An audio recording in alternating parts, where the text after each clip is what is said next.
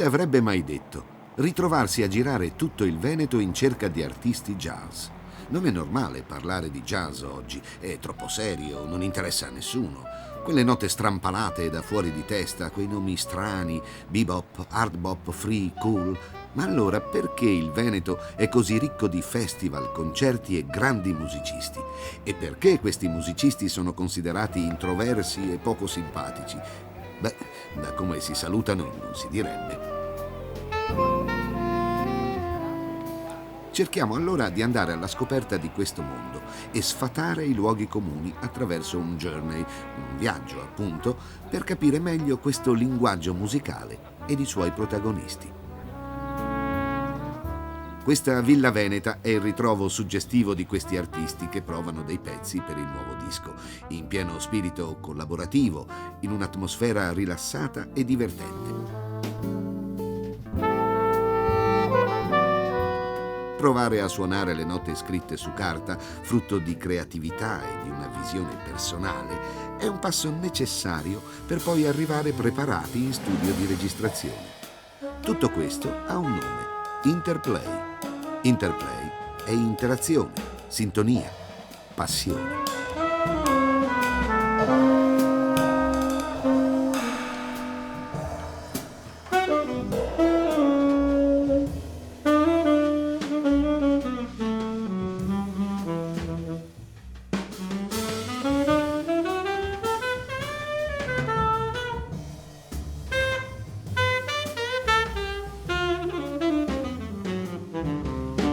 Però questa è la parte di Bruno in sostanza, che fa.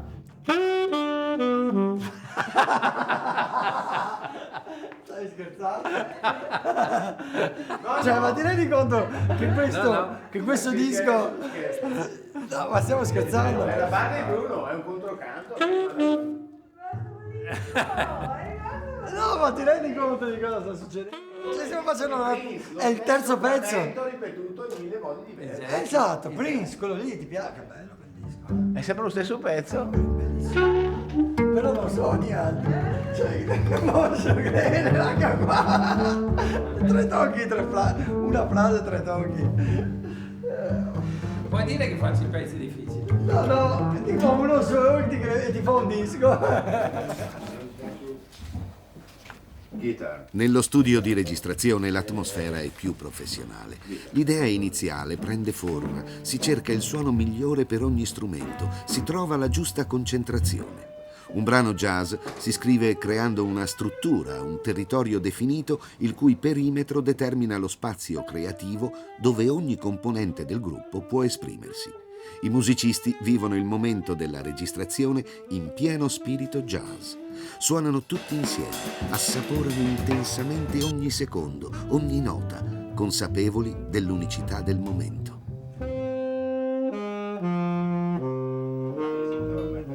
E poi non finisco là come voi. Finite tutti e due all'unisono? Sì. No, io sono Finisci sempre la con- terza con sopra, ma esatonale. La terza maggiore. Il solito diverso. No, ho sbagliato, faccio questa qua. Io faccio così, le ultime due note. Riproviamo questa finale? Paolo registra.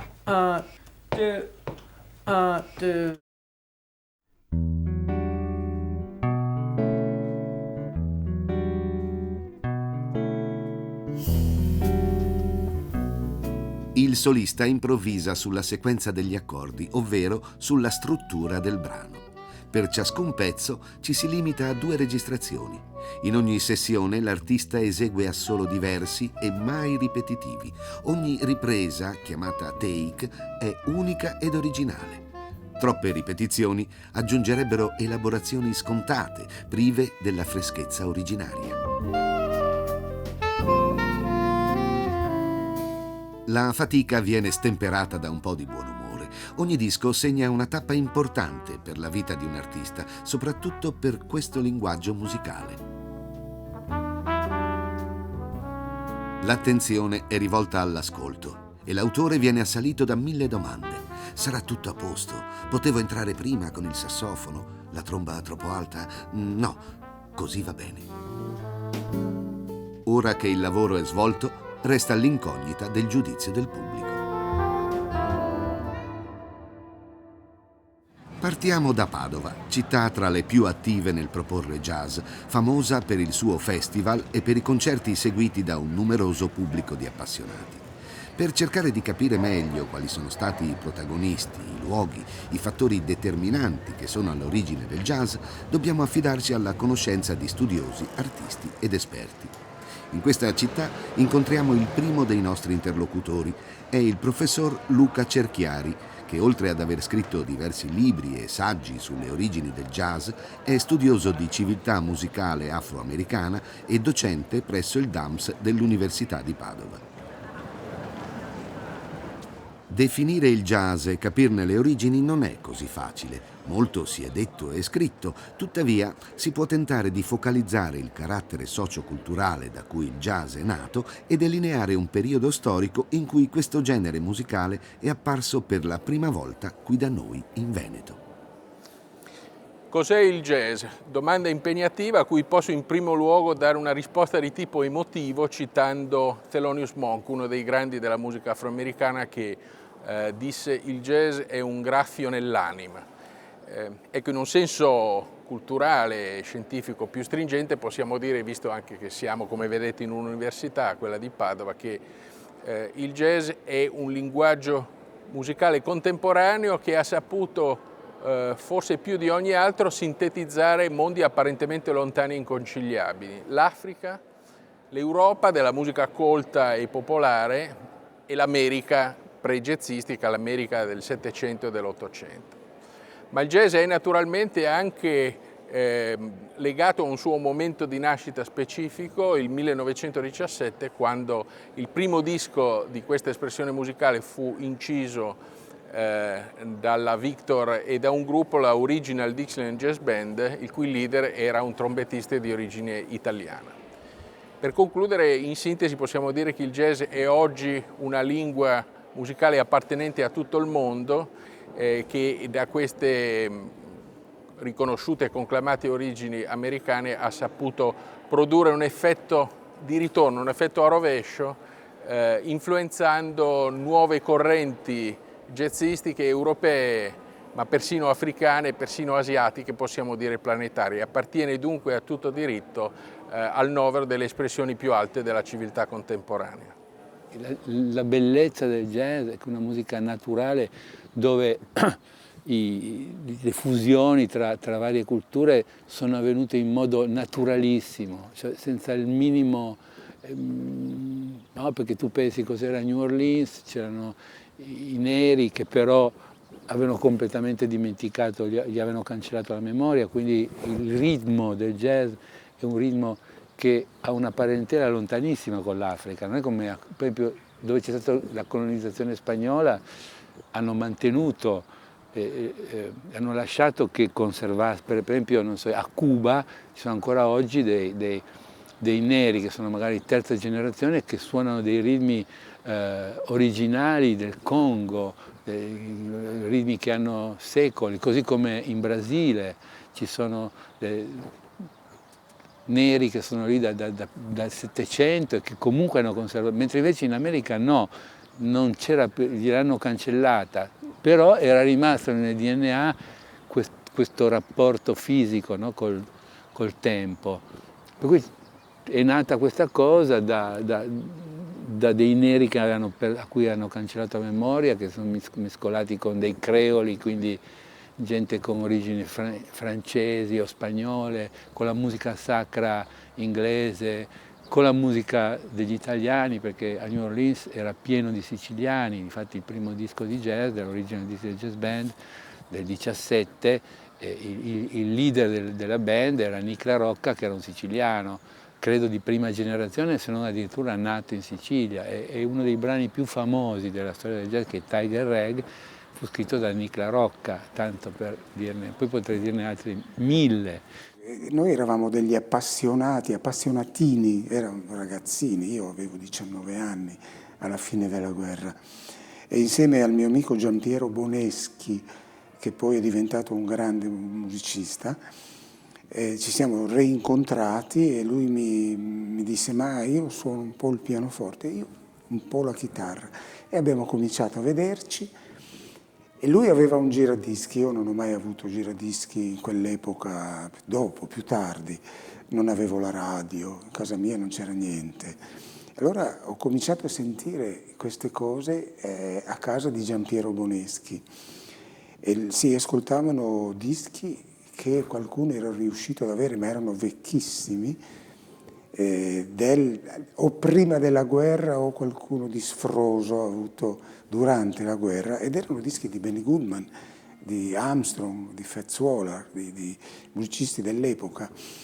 E poi scoprì un chitarrista, Django Reinhardt, col quintetto dell'Hot Club de France insieme a Stéphane Grappelli, con i quali poi ebbi la fortuna di suonare a Milano nel 1949. Quindi, però quella fu un'epoca dove il jazz si dice: ed ora suoniamo del jazz.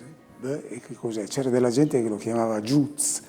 C'è stato un inizio che va molto indietro nel tempo, molto più di quanto si pensi, nel senso che i vecchi appassionati che hanno cercato di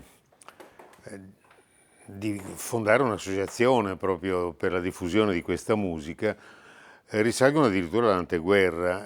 C'è un jazz club a Padova che si chiamava Hot Club Padova, cito a memoria, potrei anche sbagliare, che è stato fondato da Renzo Forcellini nel 1938. Forcellini è ancora vivente a Roma e sì, ogni tanto così ricorda questi tempi eroici, perché è veramente difficile anche per via dell'establishment che c'era allora, che non voleva sentire parlare del jazz a livello ufficiale, perché poi ce l'avevano in casa. Mussolini aveva 2 figli, uno appassionato e uno addirittura pianista, insomma, quindi era una contraddizione. I primi musicisti importanti veneti che il Veneto ha dato al jazz sono stati sicuramente i sassofonisti Claudio Fasoli, che è nativo del Lido e che si è formato a Venezia musicalmente alla fine degli anni 50, e un altro sassofonista abbastanza meno conosciuto ma molto importante per il jazz degli anni 60 italiano, che si chiama Giorgio Baiocco. Questi sono i primi grandi musicisti. Poi subito dopo, anche questo della generazione precedente, è il grandissimo sassofonista Renato Geremia, che fu tra i primi a suonare a Venezia già negli anni 50 jazz. Diciamo che secondo me il Veneto ha respirato un po' il jazz con gli anni 50 e con l'arrivo della grande moda del cool jazz. Jazz americano e jazz europeo. Un problema molto affascinante. Ecco, in primo luogo potrei dire questo, che dobbiamo andare un attimo indietro e vedere il contributo che ha dato l'Europa alla nascita del jazz. Contributo che è stato messo in luce da studi recenti, tra cui anche i miei. Ricordo il mio testo Bonpiani intitolato Il jazz, che ha dei capitoli appositi proprio su questo. La musica colta e popolare europea ha contribuito da diverse aree del continente a definire alcuni tratti che il jazz ha poi valorizzato e modificato, anche ovviamente nella sintesi con gli elementi africani. Naturalmente poi nasce il jazz, attraverso il disco e la radio si diffonde nel mondo, arriva velocemente anche in Europa, ma arrivano anche i musicisti americani. Alla fine della Prima Guerra Mondiale un'orchestra militare inviata dal governo statunitense in Francia, a Parigi, rimane in distanza per alcuni mesi nella capitale francese. Questo permette ai musicisti americani di entrare in contatto con i musicisti francesi. Questo genererà la nascita di un jazz europeo che nell'ambito di ormai quasi un secolo è diventata una realtà matura, una realtà autonoma, anche nella misura in cui ha saputo misurarsi recuperando e valorizzando elementi della tradizione europea, tanto del folklore, della musica di tradizione orale, quanto della musica colta e della musica contemporanea. I migliori jazzisti europei e anche italiani in questo senso oggi non hanno nulla da invidiare ai colleghi americani, con cui spesso collaborano. Alcune delle più importanti etichette discografiche americane vedono sempre più gruppi misti, o il caso più recente, che riguarda anche musicisti italiani, vedono in catalogo anche solisti e leader europei. Infine, quindi, in sintesi possiamo dire che oggi questa grande lingua musicale ha nell'Europa e nei suoi esponenti una parte molto rilevante di contributo e che più in qualche modo il tasso di europeità anche nazionale è presente nei musicisti di jazz europei, più la loro contribuzione a questa storia musicale contemporanea risulta particolarmente significativa. Padova è molto attiva musicalmente e tra le istituzioni di rilievo possiamo citare gli Amici della Musica e il Centro d'Arte dell'Università. La maggiore istituzione musicale della città, il Conservatorio Cesare Pollini, ha nel suo piano di studi la musica jazz. Ne parliamo con il direttore Leopoldo Armellini. Il Conservatorio di Padova si è sempre contraddistinto per la sua tradizione, la musica barocca, per quanto riguarda la sua grande scuola d'arco e non solo. E da un po' di tempo abbiamo sentito all'interno della scuola la forte esigenza di diversificare la nostra offerta formativa. Il jazz è stata una delle iniziative strategiche più importanti per quanto riguarda la nostra scuola. Ma l'atto, diciamo, formale più importante è stata la creazione di una cattedra di sassofono, creazione che ha avuto luogo l'anno scorso per conversione di una cattedra di pianoforte. I progetti per il futuro sono noti, diciamo che la strategia è già stata concettualizzata, è stata anche messa nero su bianco. L'impegno è quello nei prossimi anni di dar vita anche a una classe di musica jazz. Vorrei sperare che questa diminuzione di risorse dedicate all'arte, alla cultura e alla musica sia solamente un fatto contingente, ovvero grave crisi economica, quindi dobbiamo tirare tutti la cinghia. Perché se l'alternativa a questa possibilità fosse invece diminuita attenzione da parte del mondo politico nei confronti di una seria politica culturale di offerta nei confronti dei giovani, che poi, ripeto, l'arte non è solo una possibilità di fuga dal mondo contemporaneo, è un momento di approfondimento, di crescita. Ecco, se fosse questa seconda possibilità, sarebbe veramente una grave preoccupazione per me. Temo che da certi punti di vista sia quello che effettivamente sta succedendo, cioè una diminuita attenzione del mondo politico, dell'amministrazione nei confronti della cultura e dell'arte. Perché i segni sono abbastanza evidenti, basta vedere che cosa ci propone tutti i giorni la televisione. La Costituzione italiana sancisce l'esercizio del diritto alla libera espressione dell'individuo nelle forme più diverse, anche nella musica. Siamo responsabili di fronte ai nostri figli della difesa di questo diritto, perché è il fondamento della convivenza e dell'uguaglianza. Padova gode di progettualità feconda che spesso nasce dall'intraprendenza del singolo cittadino, ma che si determina poi con l'appoggio delle istituzioni in proposte culturali intelligenti, come la scuola di musica George Gershwin di Maurizio Camardi. La scuola è una realtà che esiste da 20 anni e che si è inserita, secondo me, in un buco che c'era in città dal punto di vista culturale. Le attività sono prettamente attività di tipo didattico, ci occupiamo di tutti gli strumenti e poi tutte le materie collegate, diciamo, alla pratica dell'apprendimento dello strumento, quindi la musica d'insieme, la teoria, l'armonia, eccetera. È una scuola che sviluppa il proprio lavoro, diciamo, su due tranche di lavoro separate. Una è, diciamo, sulla scuola di tipo popolare, quindi di accesso a tutti quanti, soprattutto a amatori, persone che vogliono comunque far pratica musicale anche senza fini professionali, e poi c'è invece una parte più specifica con un corso specifico che si chiama Professione Musicista, che si rivolge a studenti che invece vogliono intraprendere questo mestiere.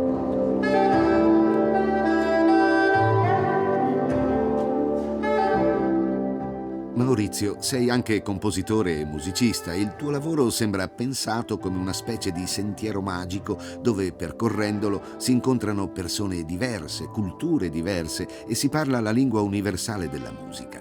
È così?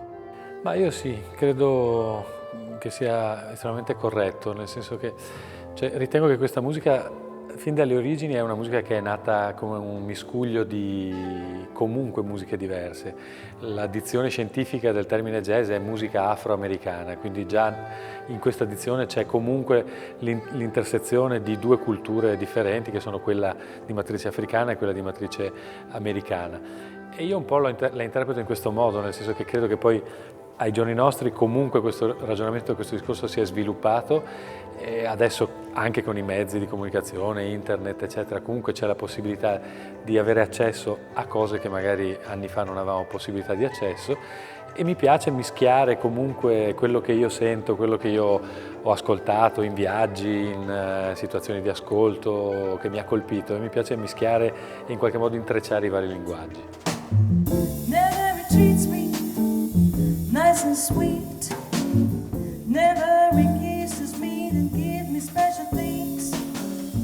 Yeah, when I ask him if he loves me too, he answers, you upset me when you ask me this thing. Never takes me out with his friend, never celebrates our anniversary.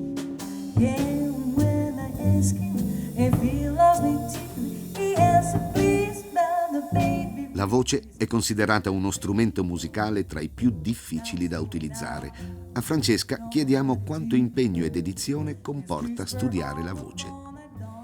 Questa è una domanda che mi mette un po' in difficoltà, nel senso che io so cosa dovrei fare giornalmente, e quindi ci sarebbe uno studio che richiede soprattutto costanza.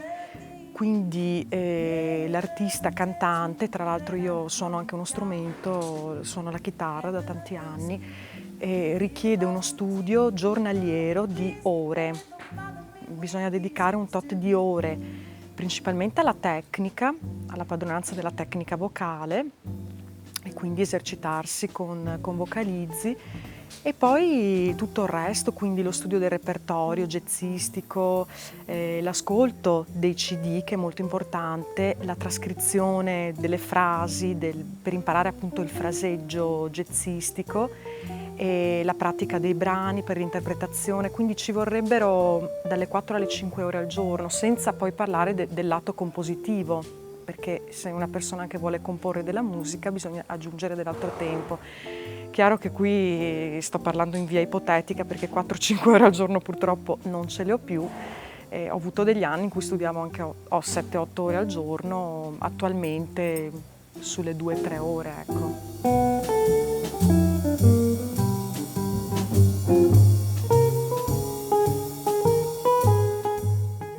Francesca, come si arriva ad improvvisare con la voce e cos'è lo studio dello scat? L'improvvisazione con la voce è assolutamente identica e paragonabile all'improvvisazione su un qualsiasi strumento.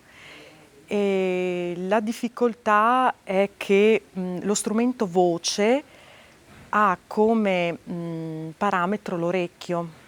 Noi seguiamo l'orecchio, dobbiamo imparare ad orecchio, dobbiamo sentire gli accordi, basiamo tutto il nostro studio sull'orecchio, mentre uno strumento, come per esempio la chitarra o il pianoforte, qualsiasi altro strumento, ha già tutte le note, tu schiacci la nota e sai che quella lì è la nota. Comunque per quanto riguarda lo studio dello scat è esattamente uguale a quello degli altri strumenti, quindi la pratica sulle scale, sugli arpeggi degli accordi e sul fraseggio jazzistico e bebop. Ad un certo punto della tua vita hai deciso di andare a New York. Quanto importante è stata questa città, simbolo del jazz, per la tua formazione di artista? New York è stato per me un punto di partenza. Ci sono capitata perché ho vinto una borsa di studio, e per me è stato un po' un trampolino di lancio, nel senso che prima di arrivare a New York non ero ancora sicura se veramente la musica sarebbe stata il mio futuro, la mia professione. E lì invece si è un po' più concretizzato e ho avuto modo di imparare diverse cose, come per esempio anche il modo di atteggiarmi con il pubblico, quindi avere più padronanza del palco. Poi sicuramente molto importante è stata anche la conoscenza e lo studio della lingua americana, perché diventando una lingua ormai per me di tutti i giorni, ormai parlata correttamente, cambia anche poi il modo di cantare, il modo di esprimersi. Adesso quando canto un brano conosco benissimo le parole e riesco ad interpretarle in un modo molto più profondo rispetto alla conoscenza scolastica che avevo precedentemente della lingua. E poi è stato molto importante perché ho collaborato con dei musicisti di un calibro molto elevato che mi hanno per forza di cose costretta ad andare avanti anche a me.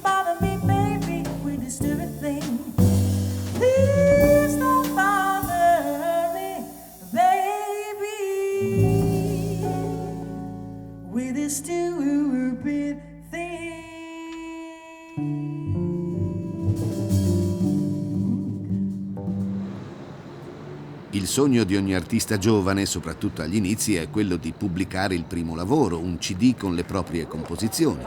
Sebbene il rischio di compromettere una carriera sia minimo, si può comunque godere di un inizio di popolarità. Ma è poi così difficile? È complesso fare un CD, innanzitutto, perché il mercato discografico è una fortezza inespugnabile, soprattutto per un giovane un po' in gavetta come me. Sì, io direi che è complesso innanzitutto cercare di fare un prodotto che abbia un po' di senso, che abbia ragione di essere messo sul mercato, soprattutto alla luce del jazz meraviglioso che abbiamo alle spalle. Uno sente comunque di voler lasciare qualcosa di suo, incominciando a mettere qualcosa di suo. Però devo dire che per me la parte più difficile non è stato metterlo sul mercato, è stato dire ok, adesso faccio sentire questa roba, speriamo che qualcuno la giudichi valida. Quella è la parte più difficile, perché sei nudo e vendi la tua nudità. Quello è tosto. Anche tu a New York. Ci dici perché? E io ho scelto New York, vabbè, era un po' un sogno fin da quando io mi sono innamorata del jazz, perché comunque si sa che New York è la culla. Se io penso a Charlie Parker, ai miei grandi miti, a Bill Evans, a McCoy Tyner, New York è la culla del jazz, allora avevo questa fortissima propensione a cercare di andare alla radice di quello che io desidero fare. Adesso mi fermerò un po' in Italia, però desidero tornare e consiglio tanto di farlo a tutti i musicisti, giovani e meno giovani, perché fa veramente bene.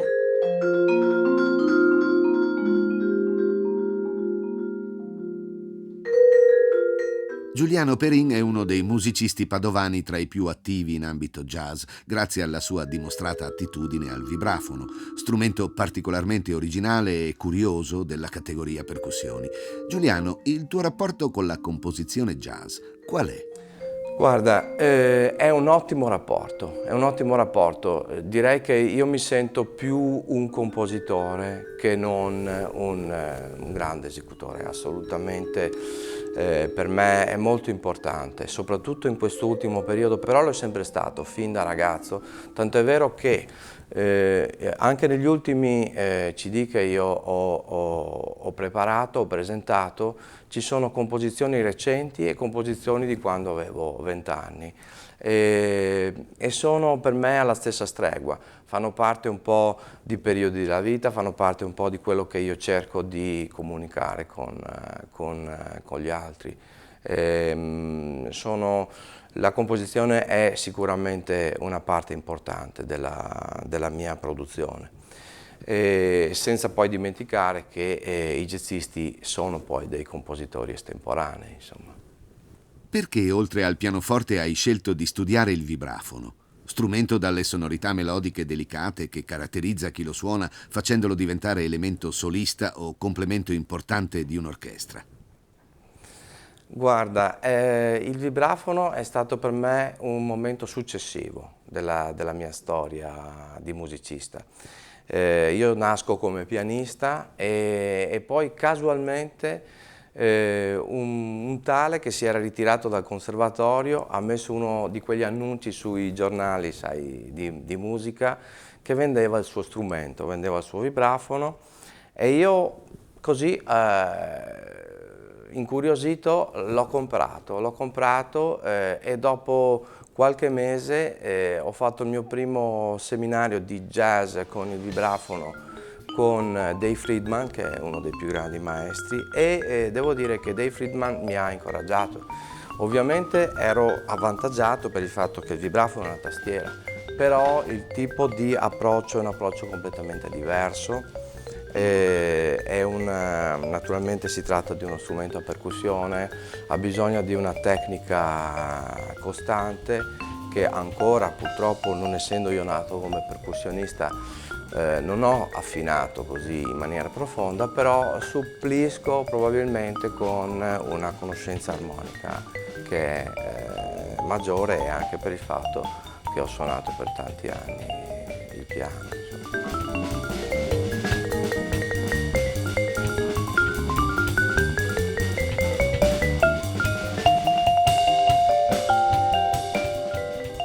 Come vivono il jazz i giovani? Nella nostra città, Padova, c'è una situazione discreta, un fermento notevole, portato avanti da molte persone. In altre città, soprattutto nei piccoli centri, è un po' più difficile arrivare ad avere la comunicazione. Però io credo che i ragazzi adesso, soprattutto intorno ai 18 anni, sono pronti per recepire un buon messaggio che viene dalla musica colta, dalla musica jazz, dalla musica etnica, da quello che non è solamente la musica leggera, popolare. Una definizione di jazz potrei dire yeah! Il mio modello di riferimento all'inizio per la forma musicale è stato Max Roach, senz'altro, per la costruzione degli assoli, per la chiarezza, quindi l'ho ascoltato molto all'inizio. Poi invece in accompagnamento mi piacciono altri batteristi, sempre della tradizione, tipo Art Blakey o Philly Joe Jones, più regolari e più sanguigni dell'accompagnamento di Roach, per poi andare ai classici Elvin Jones e poi tanti altri, Tony Williams, Dejonetti, classici, Roy Haynes, e anche i musicisti, gli amici che ho incontrato lungo il mio cammino, che mi hanno aiutato a comprendere meglio diverse cose del drum set. Voglio citare Valerio Abeni, Massimo Chiarella, Gianni Cazzola, Bruno Biriaco, il mio primo insegnante a Siena jazz.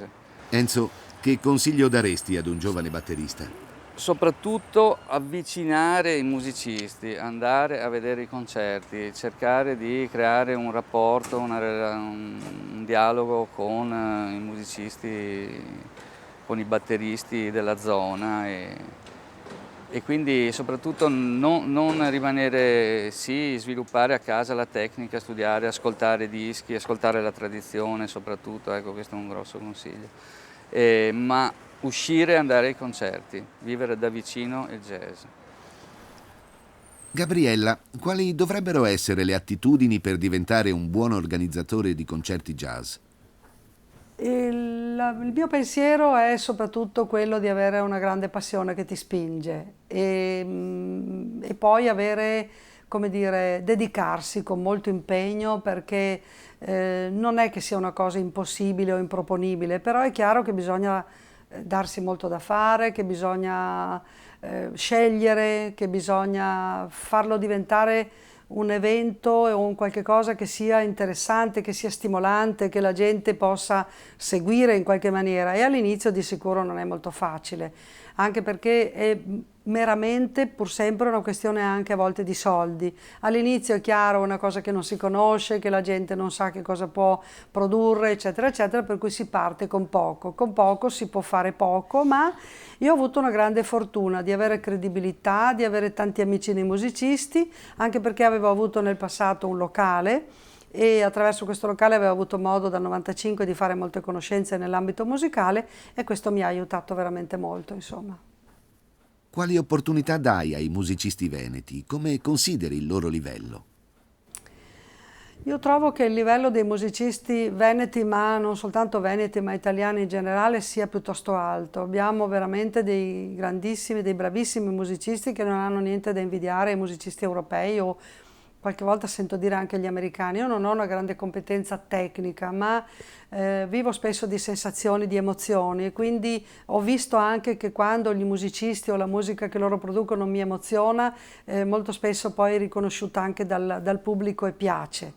E di conseguenza qui nel Veneto ne abbiamo tanti e io ho voluto cominciare proprio con loro, con persone, con musicisti che ho conosciuto via via da vicino perché sono qui nella nostra città, e poi loro portavano automaticamente altri, perché i musicisti jazz, tu sai, non sempre hanno un gruppo vero con cui suonano, ma magari fanno parte di altri gruppi, per cui è una catena.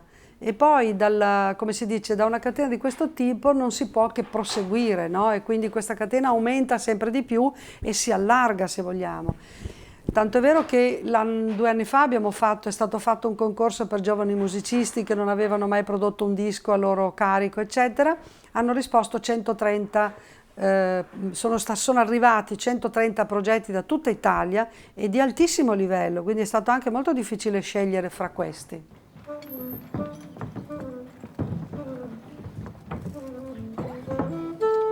Hai portato perché non la bianca? Perché non la tua? Ma io ultimamente sto usando quasi sempre questa. Sì, sì. Ma va bene, ti garantisco che... No, ma certo. Sulle terzine mi fa qualche scherzo, ma già sapi. Jacopo, quanto tieni all'amicizia e al rispetto dei tuoi colleghi? Ma all'amicizia molto, perché poi gli amici sono pochi e le persone con cui suono o con cui ho piacere di suonare o che chiamo nei miei concerti poi non sono molte. Quindi agli amici tengo molto e anche qui quando sono ritornato a suonare dopo 6 anni di inattività ho pensato di fare questo disco fondamentalmente con i vecchi amici, con gli amici. La stima se è reciproca ovviamente ha il suo peso.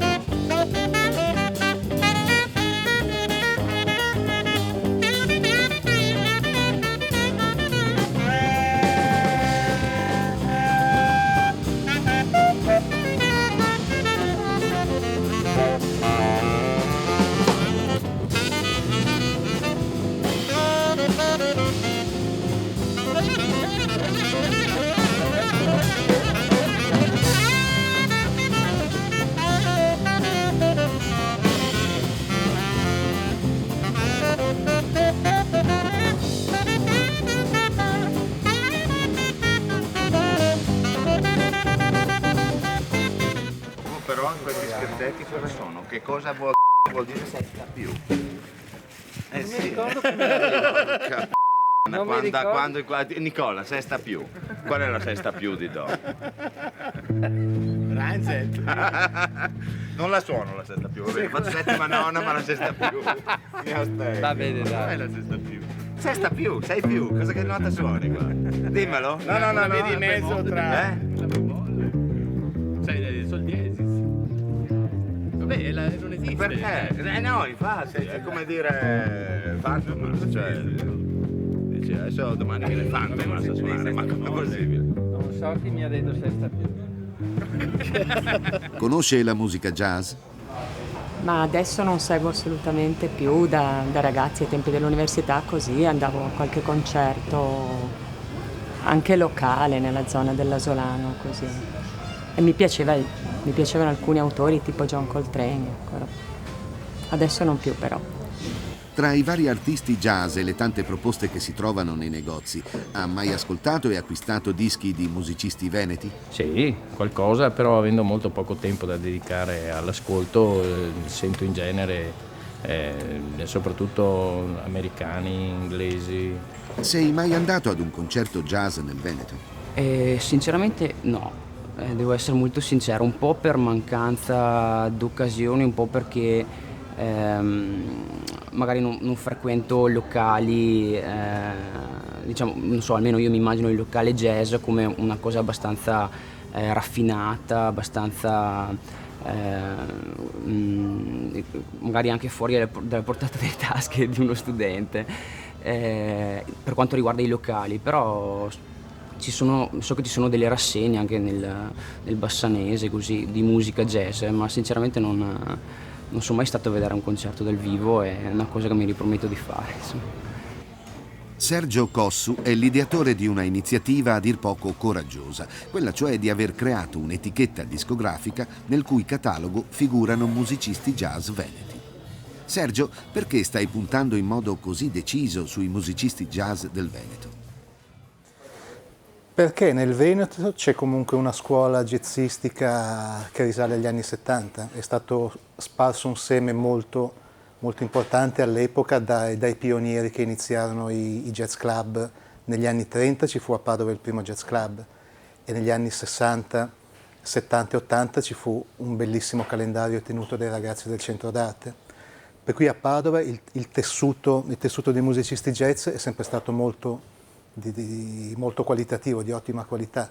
Il fatto che al momento nel catalogo Bruxelles ci siano molti musicisti veneti è ovviamente una coincidenza.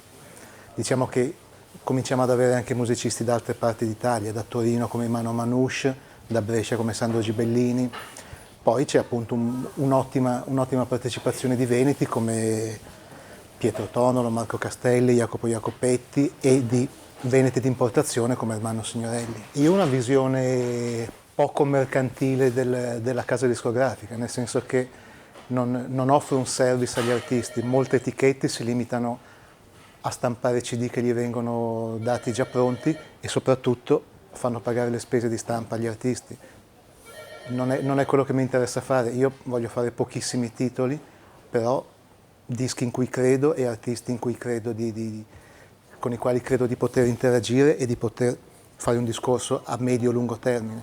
Quindi la mia è una casa discografica che assolutamente, facendo le debite proporzioni, si richiama più a Blue Note che ECM, che non a episodi più recenti e sicuramente meno produttivi per la storia del jazz.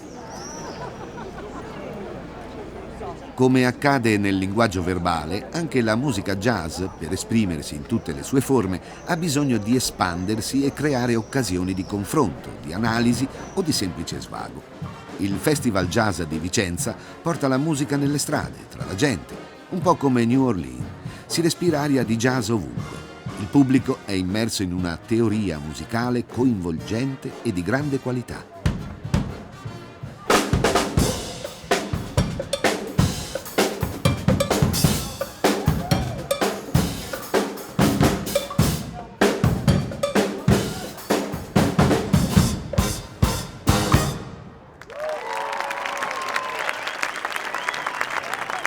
Noi abbiamo cercato di trovare la via giusta per questo festival, proprio come dire, facendo passare il jazz non solo per i teatri, per i posti canonici, ma anche per le strade, per le vie, per i bar, e anche nelle immagini che vi sono nei negozi, nelle immagini, anche nei posti più inconsueti, nelle mostre, persino nelle chiese.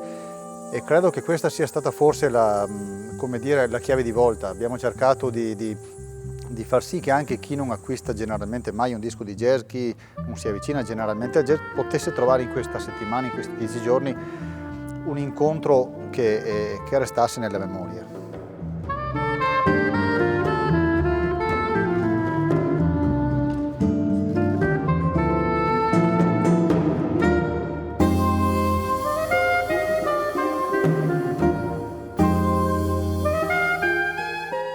Quale impegno necessita l'organizzazione di un festival come quello di Vicenza?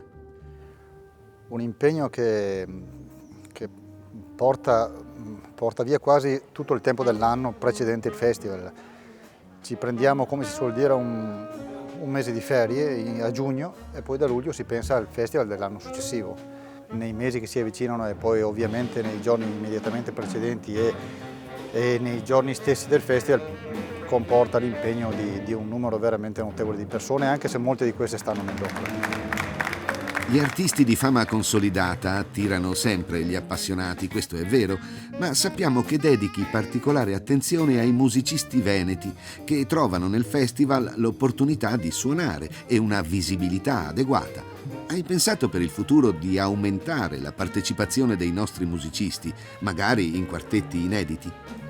Ci ho pensato spesso e penso che la via giusta sia quella di mettere insieme i veneti con gli altri.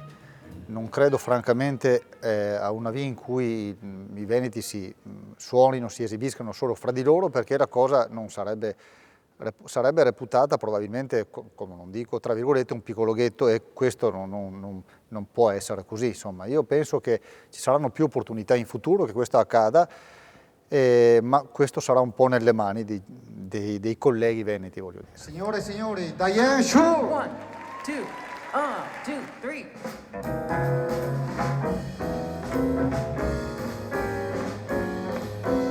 I'm feeling mighty lucky.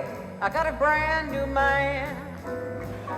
I ritmi di Cuba in persona, Horacio El Negro Hernández.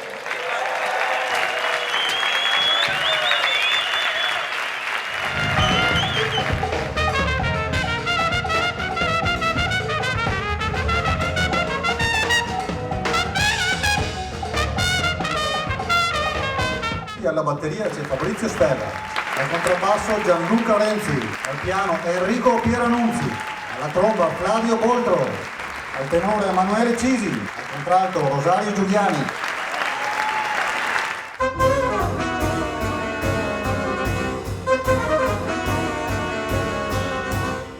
Io credo che paradossalmente il musicista veneto debba farsi conoscere fuori dal Veneto, debba farsi conoscere da altri colleghi, da altri addetti ai lavori, debba anche rischiare un pochino. Questa è una musica che oggettivamente non dà molte fortune economiche alla maggior parte di chi la pratica, e quindi uno deve anche rischiare di suo, deve anche uscire, deve anche cercare di trovare situazioni utili, magari anche nelle metropoli lontane, per poi tornare. Quando si torna, come dire, allora si è sempre accettati in maniera più adeguata.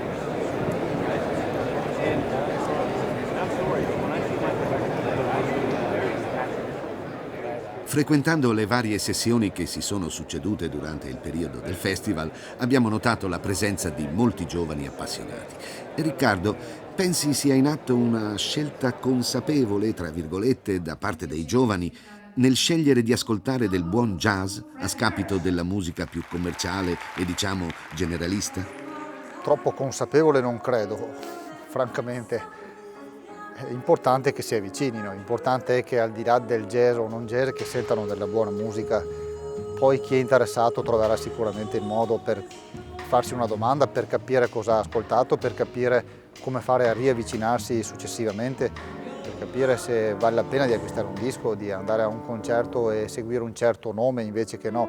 Non credo che questo stia già avvenendo, ma credo anche che sia nello stato delle cose. Insomma, io penso che il jazz possa diventare anche una musica di più largo consumo, come spesso accade dal vivo, per la verità. Questa è una musica che si apprezza molto dal vivo e tuttavia non potrà mai essere una musica di larghissimo consumo, altrimenti sarebbe una musica commerciale e non lo è. Non so neanche come. Nella parte sicuramente impegnativa, ma non potevamo a far Miles Davis non chiamare Paolo Freire.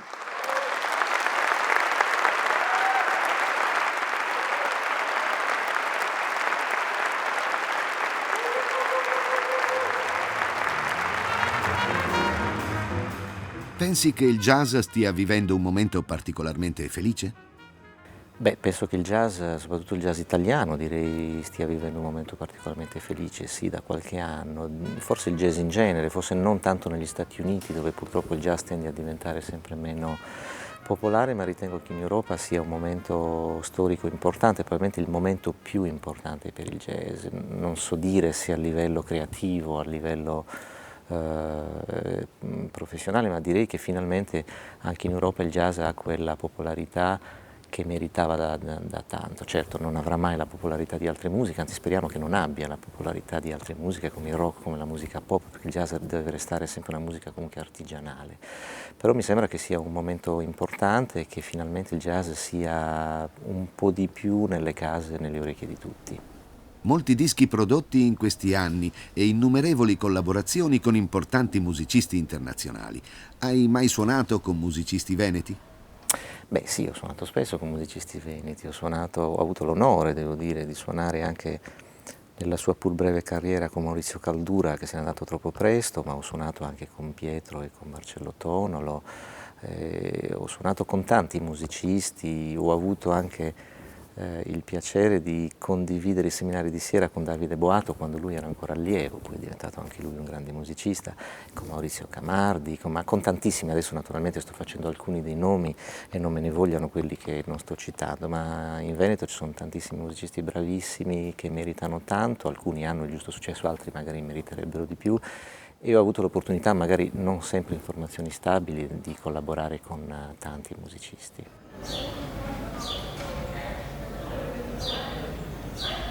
Se non ci fosse un'educazione musicale adeguata, festival come quello di Vicenza avrebbero poca vita. L'esigenza di fruire della musica in modo intelligente e creativo nasce dalla sensibilità che la gente sente. Per vivere, la musica deve essere un laboratorio continuo di sperimentazione, studio, dedizione, che si riflette poi nel tessuto della collettività.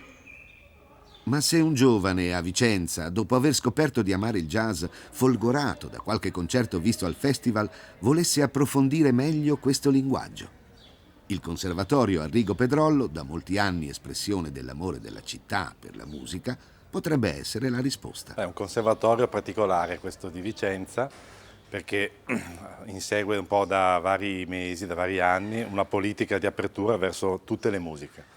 Ricordo che il corso jazz è da vari anni attivo nel Conservatorio di Vicenza. Gli studenti possono scegliere tra vari percorsi, quelli di tipo universitario, quello invece tradizionale, e possono conseguire il diploma finale che è equiparato ad una vera e propria laurea. Lo scopo di questo corso è anche quello di portare nel tempio della musica, che è il Conservatorio, anche un genere che talvolta viene considerato ai margini, invece ha tutte le possibilità per essere considerato un genere fondamentale per la musica. E quindi noi trattiamo la musica jazz così come trattiamo tutti i generi musicali alla stessa maniera. Noi abbiamo anche previsto dei saggi, dei concerti dove la musica jazz poi in qualche modo si integra con tutte le altre musiche, cioè gli altri generi che qui vengono fatti. La musica contemporanea, che naturalmente si associa molto facilmente alle estetiche della musica jazz, ma anche alla musica antica, perché è interessante notare come vi sia un trade union tra la musica antica e la musica jazzistica, specialmente se si pensa alla tecnica dell'improvvisazione, perché nel campo della musica antica l'improvvisazione era una pratica che purtroppo poi si è un po' persa nel XX secolo e adesso si cerca di recuperare, quindi per noi anche la musica jazz è un obiettivo molto importante. Il particolare impianto architettonico dell'ex monastero richiama al rigore dello studio e alla dedizione totale per la musica. In quest'isola tranquilla il contributo dei docenti è vissuto in modo propositivo e molti di loro sono impegnati, oltre che nell'insegnamento, anche nei concerti. Come Paolo Birro, compositore e musicista alla direzione dei corsi jazz del Conservatorio. Paolo, all'inizio a chi ti sei ispirato? Perché hai scelto il pianoforte? E come riesci a conciliare l'insegnamento e i numerosi concerti a cui partecipi?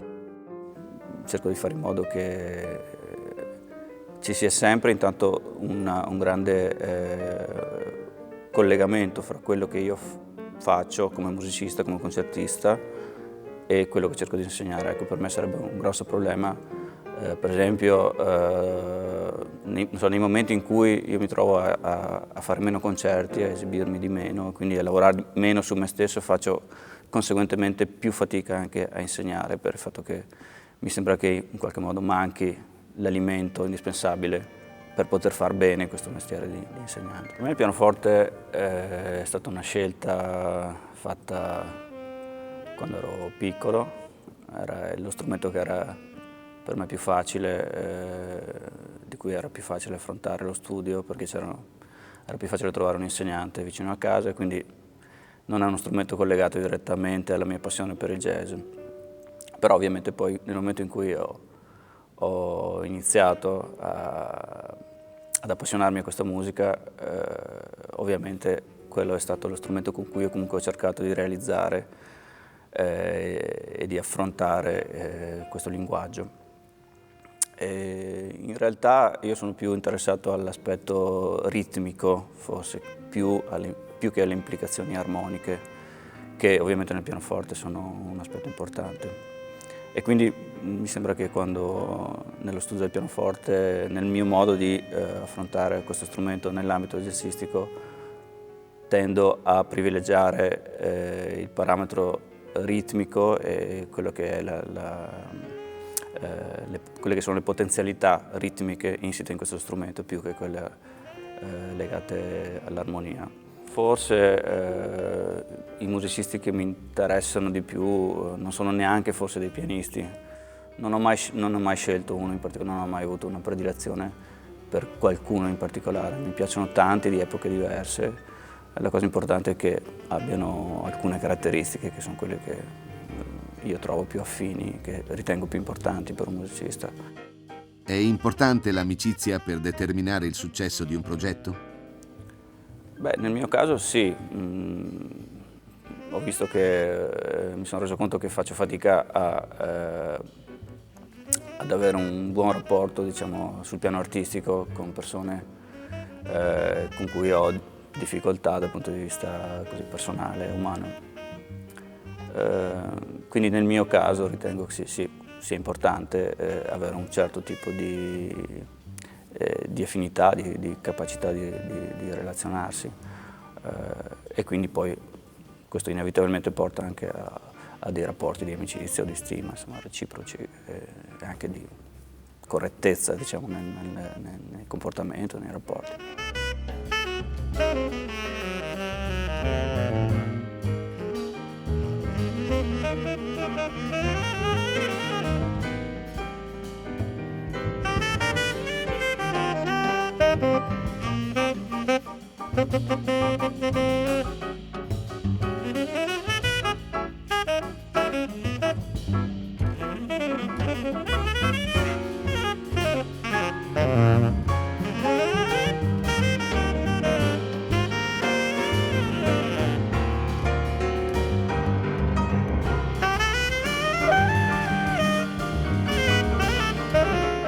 Vicenza vanta diversi musicisti di talento. Uno di questi è Robert Bonisolo, canadese di origine veneta. Robert, il tuo strumento è il sassofono. Ci parli dei tuoi inizi? Il mio inizio di sassofono è stato nel high school, nelle scuole superiori. Suonavo già il pianoforte, ma quando ero entrato in high school ho preso il corso di musica, insomma. Prima mi hanno dato un clarinetto, e ho faticato per un anno con il clarinetto, e dopo quell'estate, dopo il primo anno, mi hanno dato il sassofono e mi sono trovato molto bene.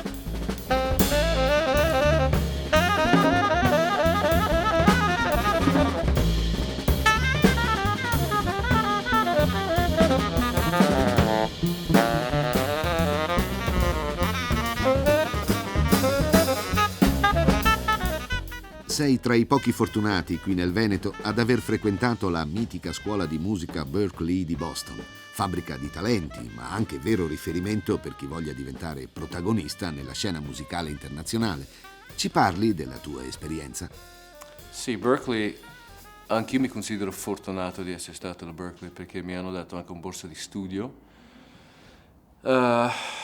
Quell'esperienza lì è stata magnifica perché tutti gli insegnanti, sia quelli dei corsi normali, armonia, ear training, l'allenamento dell'orecchio, anche quello di strumento, ti davano ogni giorno, ogni volta che frequentavi questi corsi, ti davano tantissimo materiale che non riesci mai a finire. Conosci un sacco di musicisti che poi adesso, quelli che sono canadesi o newyorkesi, qualcosa, vengono qua e ci troviamo qua una volta all'anno. Sei membro della Lydian Orchestra, diretta da Riccardo Brazzale. Per te è necessario essere parte di una big band? Sì, è molto necessario. Il mio primo lavoro professionale era con l'orchestra di Tommy Dorsey.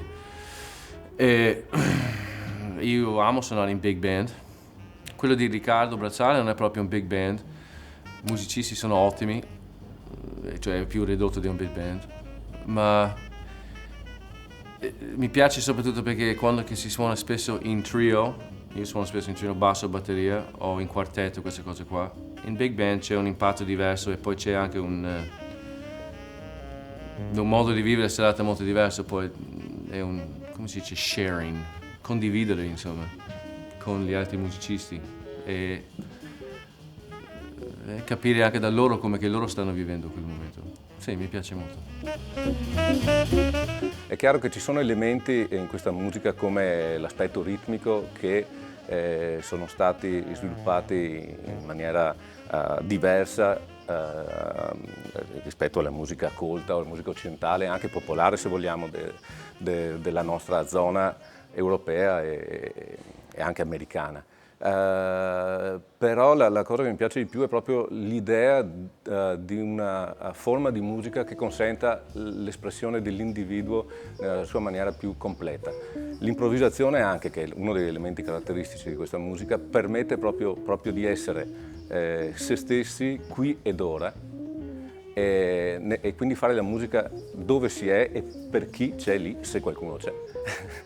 E quindi sì, c'è un po' una brutta tendenza secondo me di creare un accademismo nel jazz, no? In cui si suona facendo finta di essere a New York negli anni 50 perché l'amore per questa musica è così forte, i dischi che abbiamo a casa sono quelli.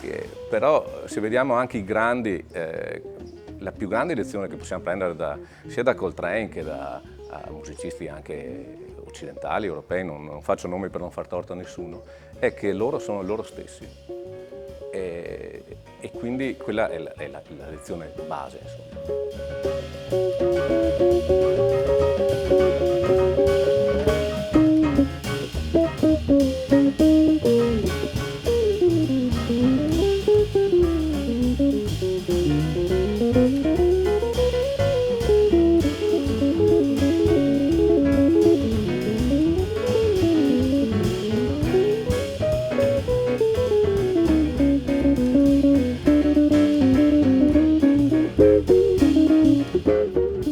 Michele Calgaro, oltre ad essere il direttore artistico della scuola Thelonious di Vicenza, è anche chitarrista e arrangiatore. Quale attività svolge la scuola di musica Thelonious? Fondamentalmente didattica, però con un presupposto un po' diverso da quello che sono le scuole di musica classiche, diciamo. Classiche non nel senso di genere musicale, ma di tipologia didattica, di metodo didattico, in quanto ha come oggetto di studio principale la musica jazz afroamericana, o comunque gli stili connessi a questa musica, che hanno nella personalizzazione degli elementi musicali e nell'improvvisazione le loro caratteristiche principali. Quindi non è una scuola che nasce con l'idea di insegnare la tecnica ufficiale, ma semmai un'educazione allo sviluppo di un metodo sia tecnico che di conoscenza espressivo in base alle proprie esigenze proprio espressive e quindi la creazione di uno stile personale, chiaramente attraverso lo studio del linguaggio e dei grandi di questa musica. Però abbiamo preso ad esempio Thelonious proprio perché era un musicista, un pianista, suonava con le dita dritte, no? Aveva tutto uno stile tutto suo, però estremamente funzionale e geniale, anche poi a livello sia pianistico che compositivo, e come nessun altro aveva mai avuto prima e avrà mai dopo, perché siamo tutti esseri unici e come tali a noi piace pensare anche di esprimerci in musica. Il confronto con gli altri musicisti è fondamentale sia dal punto di vista dell'apprendimento, sia dal punto di vista del senso del far musica nel jazz, che è un continuo scambio tra sé e gli altri.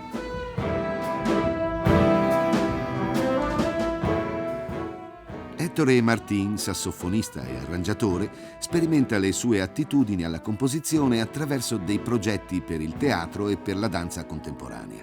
Ettore, in che modo il jazz è complementare anche in progetti diversi dall'attività concertistica?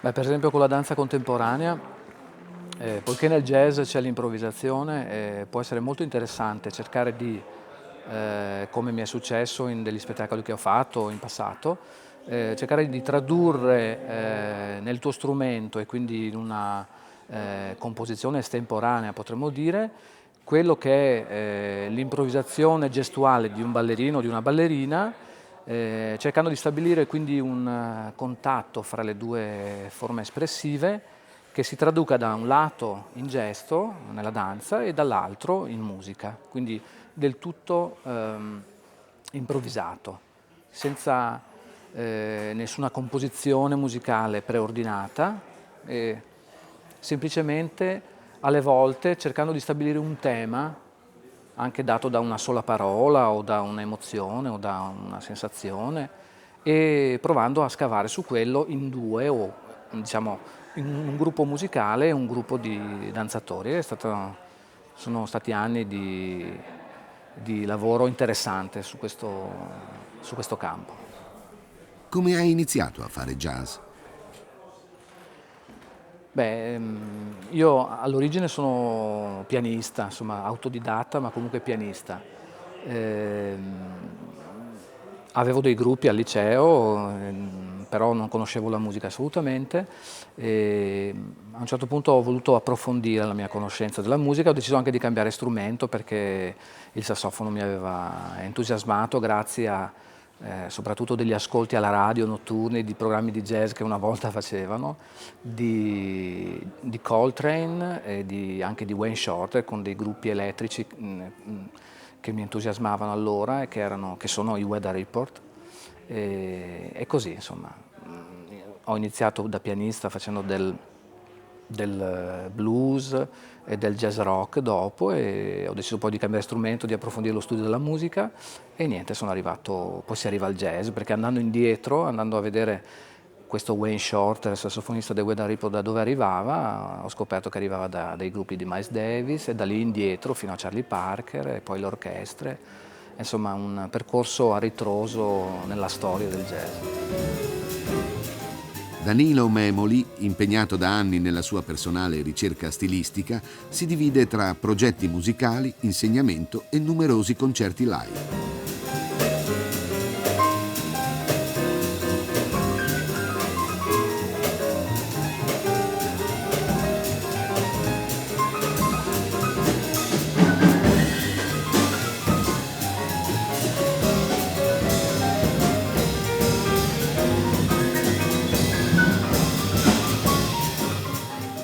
Danilo, è così importante suonare dal vivo?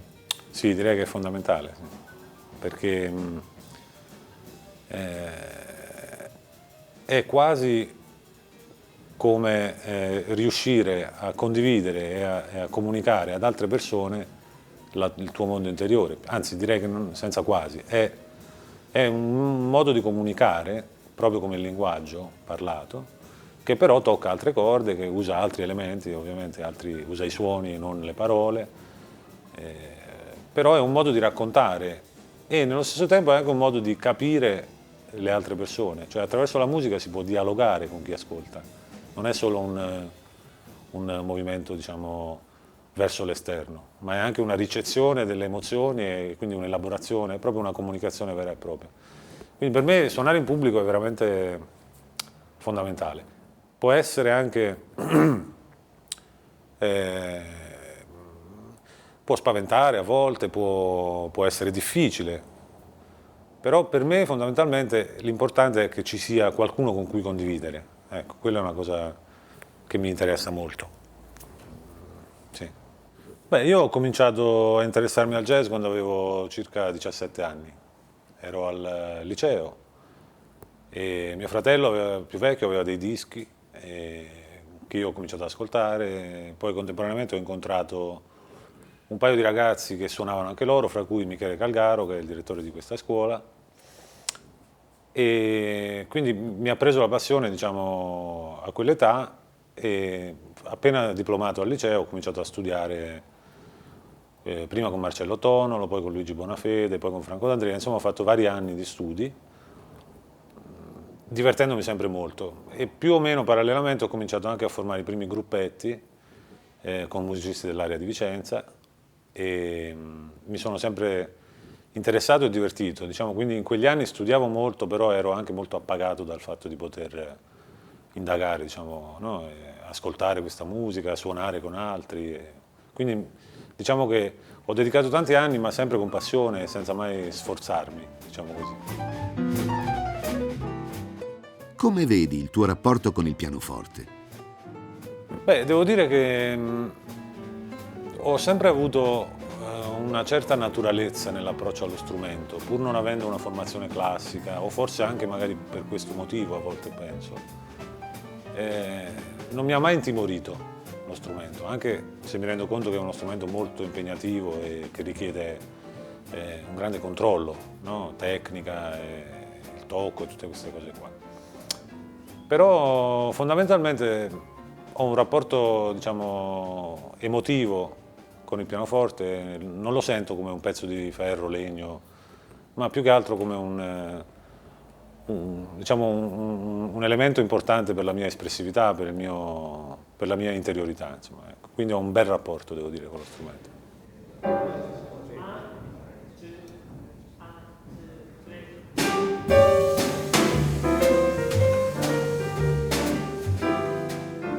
Mauro Beggio suona uno strumento che è il motore di ogni esecuzione, la batteria.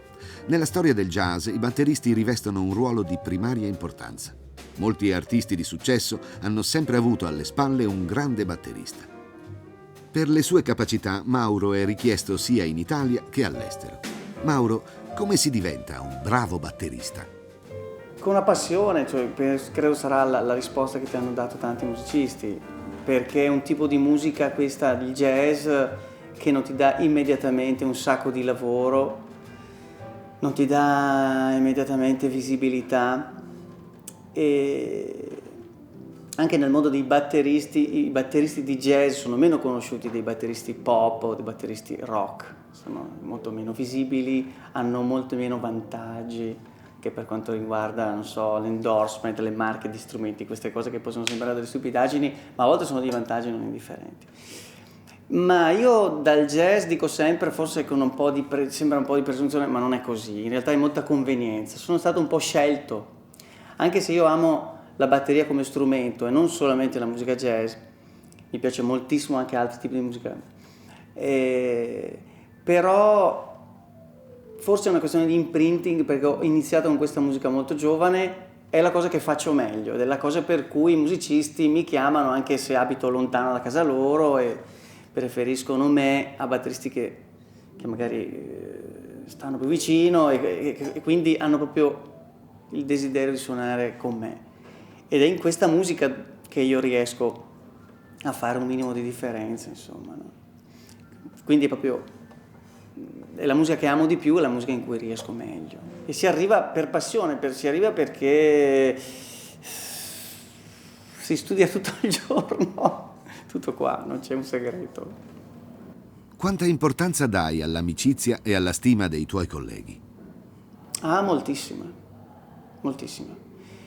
E più stimo i miei colleghi, più ho bisogno della loro stima, o soprattutto l'apprezzo. Ho colleghi che sono anche amici, colleghi che stimo e sono dei conoscenti, magari non ho particolari rapporti di amicizia, ma stimo molto come artisti, e la stima degli altri musicisti è una delle cose che ti fa andare avanti, perché spesso magari non godi di successi economici clamorosi, quindi la cosa che ti fa andare avanti è il fatto che comunque è una vita che tu stai vivendo in modo piacevole e sereno, e la stima dei musicisti intanto ti dà questo tipo di serenità, perché non ti fa sentire solo contro tutti. e dopo perché un metro è un modo per misurare comunque le cose che stai facendo. Io non credo lo dicesse anche Duke Ellington, non suoni solo per te stesso. Non credo chi dice io suono solamente per me stesso, l'importante è che io sia felice, non è così.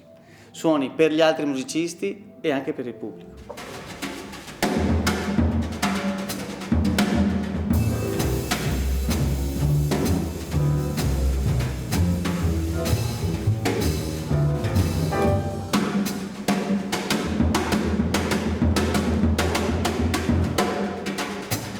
La batteria è la fabbrica del tempo, il motore trainante e progressivo di un'esecuzione, soprattutto dal vivo, sostiene tutto il gruppo. La figura di questo strumento è quindi molto importante. Il contrabbasso e il pianoforte gli sono complementari. Che caratteristiche deve avere un batterista per essere riconoscibile all'ascolto? Quali sono le caratteristiche che lo rendono unico? Domandone. Ma riconoscibile è sicuramente il suono, no? Al di là dello stile e delle cose che fa, immediatamente è il suono. E i grandi batteristi sono riconoscibili, è una cosa che hai nelle mani. Spesso ci si dimentica questa cosa e molti allievi, molti batteristi mi chiedono quel piatto che bello, quella marca, cosa usi, che pelli, che bacchette, che legno. Invece mi è capitato di sentire e anche di suonare assieme a batteristi come Paul Motion la stessa sera, con la stessa batteria e anche con gli stessi piatti. E chi ascoltava sentiva due suoni completamente diversi. Ho sentito grandi batteristi suonare con batterie molto diverse tra loro e avere lo stesso suono che senti nei dischi, quindi il suono ce l'hai veramente nelle mani, quindi la cosa più riconoscibile è il suono e te lo crei con un tuo pensiero musicale, oltre che con le cose che fai direttamente, ma soprattutto non so, fisicamente addirittura è una cosa che è molto importante cercare, il proprio rapporto con questo pezzo di ferro che c'è davanti e di legno che è tutto il nostro mondo.